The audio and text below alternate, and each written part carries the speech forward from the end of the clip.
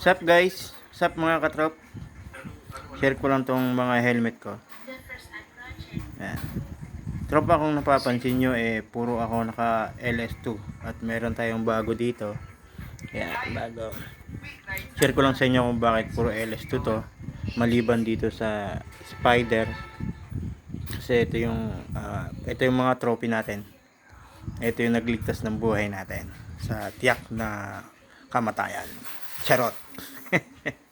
So guys, bakit nga ba LS to? Kasi mga katropa, nung ako ay minsan na aksidente, ito talaga ang nagligtas sa akin.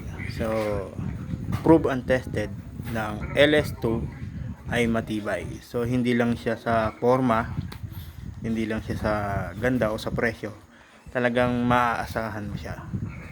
So, Baka naman. LS2, baka naman. Charot. Charot lang.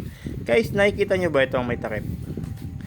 So, nung minsan na masemplang ako, ito yung naging tama niya. So, medyo lumipis na lang to kasi niliha ko.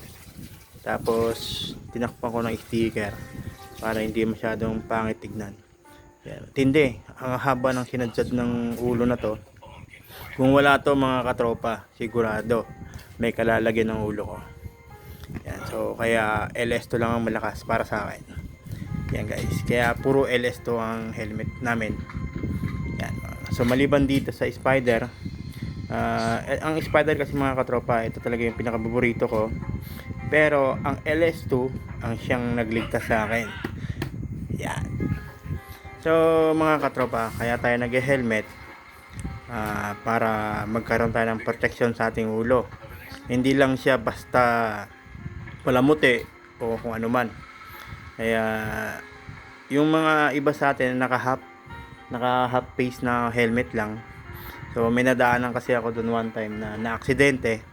Naka helmet nga siya pero yung mukha niya doon naman tumama. So halos matanggal yung kanyang ilong at nguso dahil sa pagkakasemplang niya. So hindi rin maganda yung naka half face lang pala. Yun. Tsaka wag po kayong manghinayang kung bibili po kayo ng medyo may presyo na helmet, kasi ang habol natin doon ay quality. So hindi lang basta presyo o ganda. Yun ang kaligtasan, ang habol natin. Kaya wag po tayo basta-basta lang bibili ng helmet na sa tingin natin ay hindi naman tayo ligtas, 'di ba? So ang helmet kasi hindi lang 'yan siya para iwas sa huli, iwas sa violation. Yan po talaga ay protection para sa mga rider o kagaya ko. Yan mga katrops. So share ko lang sa inyo talaga, wala lang. Ganyan. So apat na sila. Actually guys, 5 to kulang isa. Naiwan dun sa probinsya. So ito yung pinakabago, LS2. Yan. So hindi pa siya nagagamit talaga, hindi pa siya ginagamit. Update lang ako dito sa channel natin mga katropa. So ito yung pang-vlog natin, SJ Cam. Kasi kaya ito yung ginagamit ko mga katropa kasi may visor siya.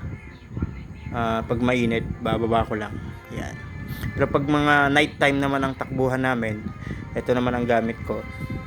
Yan, ito. So hindi mo siya ganun kamahalan o kaganda.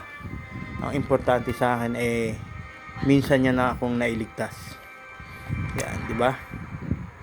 Kaya LS2 ang ginagamit ko. So makikita nyo naman o mararamdaman nyo naman kung ang isang helmet ay matibay o quality talaga. Diba? Hindi lang dahil sa presyo. Siyempre, titignan nyo rin yung panlabas na nyo, yung loob at yung quality ng plastic. Ito. Diba? Yan. So, yun guys. Update lang ako mga katropa. So, yun. Share ko lang to sa inyo. Yan. LS2 lang malakas. Peke naman. Charot! Bye-bye mga katropa pits.